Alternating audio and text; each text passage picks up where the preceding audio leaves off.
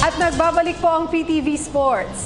Nagbigay ng karangalan sa bansa sina Ariana Dormitorio at Elizar Barba Jr. nang mag-uwi sila ng gintong medalya sa UCI-sanctioned Asia Mountain Bike Series Leg 1 races sa Sabah, Malaysia. Bida ang 20 anyos na si Dormitorio sa Women's Elite Cross Country Olympic Competition habang dinomina naman ni Barba ang Men's Elite Downhill Race.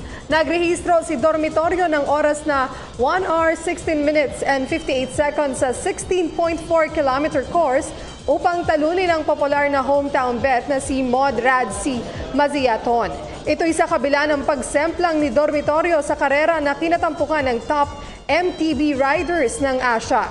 Samantala, ibinulsa ng 28 anyos na si Barba ang gold sa kalalakihan sa kanyang oras na 2 hours 53 minutes at 23 seconds para naman ungusan ng isang dalawang hometown bets na sina Nor Shariel Haizat Ahmed Nazali at Muhammad Ayin Fauzi.